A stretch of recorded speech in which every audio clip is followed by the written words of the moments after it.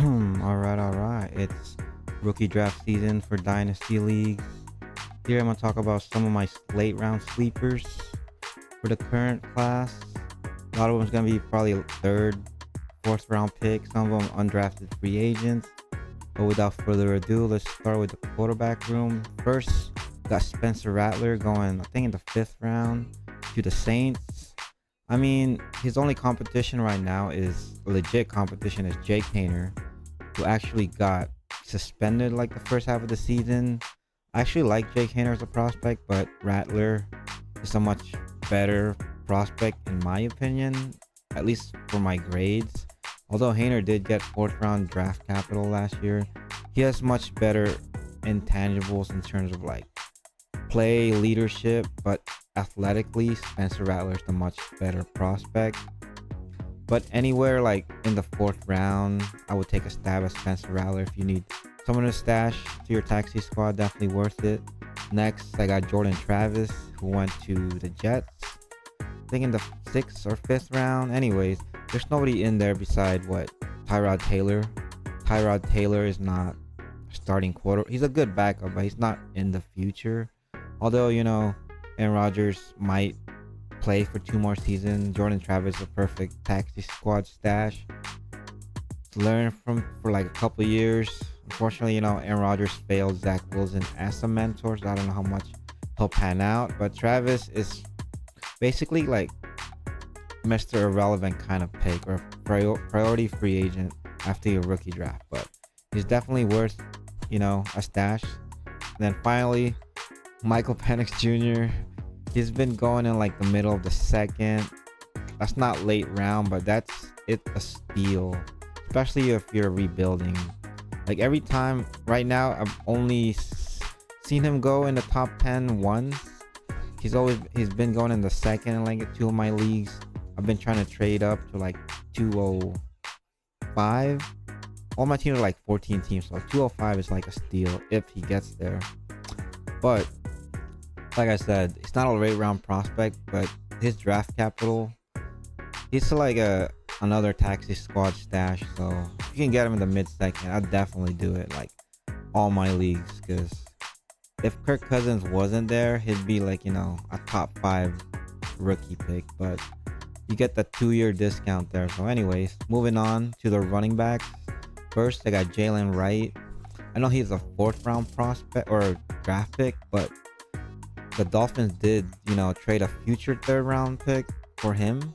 So I'm seeing him as a third round draft pick, the same way Achan was. So if you can get him like mid third, early third, I'm definitely gonna scoop up a lot, because although he might not play a lot this season, depending on if Mostert stays healthy, he is the replacement for Mostert after this year. So definitely worth a stash for sure.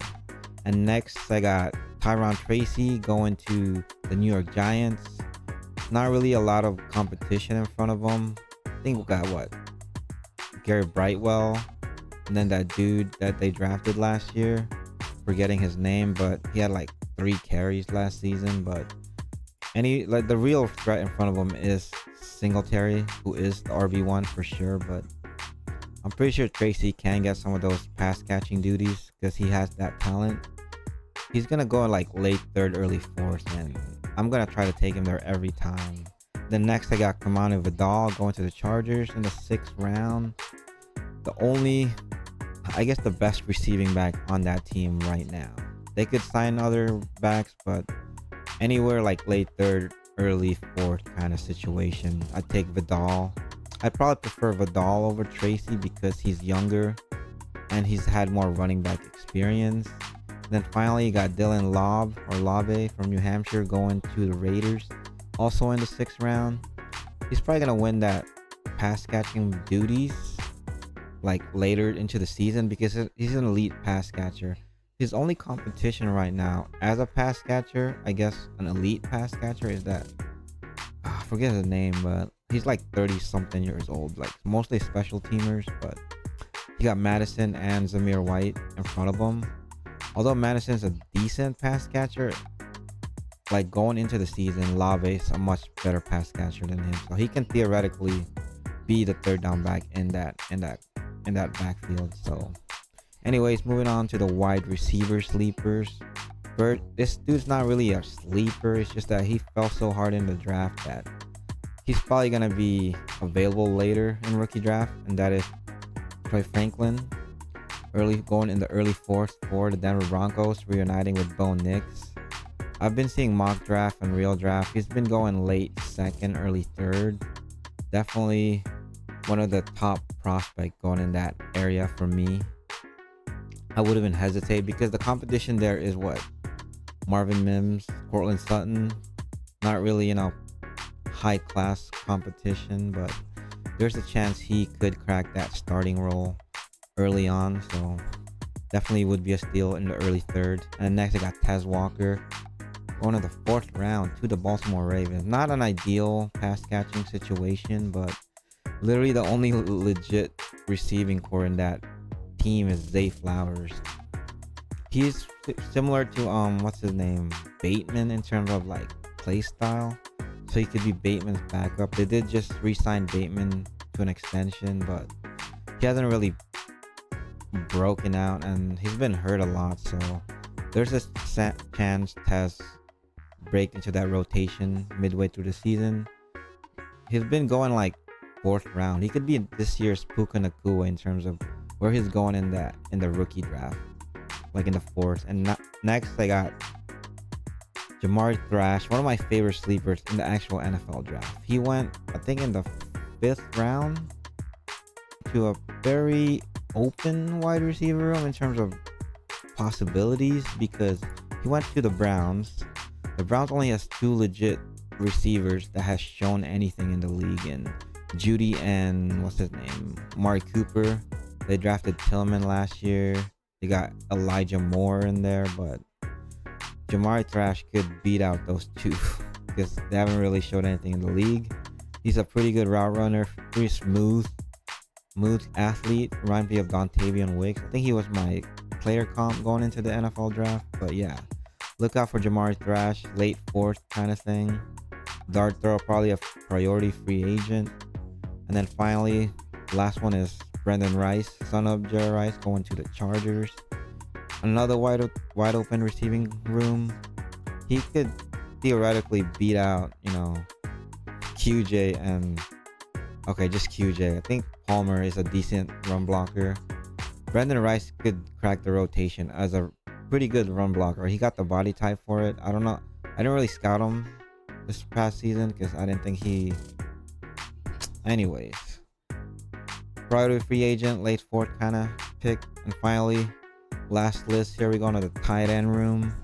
First, we got Theo Johnson. I think got fourth round draft capital going to the Giants. Open tight end room. I think Waller's retiring or looking like he's retiring. We got Bellinger in there.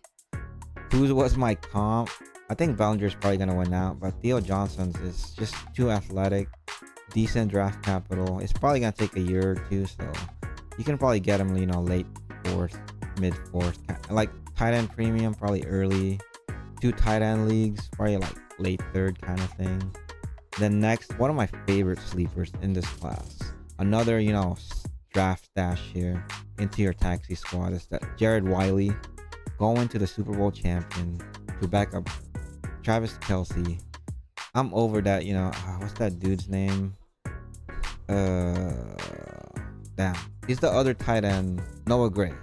Noah Gray experience has not worked out as a receiving option. They use him primarily as a blocker. He does get like 1 or 2 targets a game, which is cool, but Wiley is a much more fluid athlete and he's a much bigger receiver. And he fits the mold of Travis Kelce more than Noah Gray does. So I think he might be the heir apparent to Kelce in a couple years. So if you could get him in the late fourth, like I don't think he's been getting drafted in like the mock draft that I've seen. So definitely keep an eye on him. I'm definitely gonna draft him all the way, like in my late picks. I'm not gonna let him go through free agency, that's for sure. Because most of my leagues are tight end premium. So, and finally, he's not a tight end, but I think he will be. It's Johnny Wilson. Got drafted by the Eagles. a very crowded wide receiver room, so I don't think he's gonna be a wide receiver. He'll never crack it. But their tight end room is kind of weak. Goddard is old, and there's literally nobody behind Goddard, so this is more of a stash project. And I think I have one more. It's Tanner McLaughlin going to the Bengals. He is the second tight end taken after Eric Hall. Both of them are good prospect, but Tanner McLaughlin is the more proven receiver. Eric Hall's more all around. He's from that Iowa bloodline. So those are my sleepers for this 2024 rookie class. So good luck on your rookie draft. See y'all. Peace.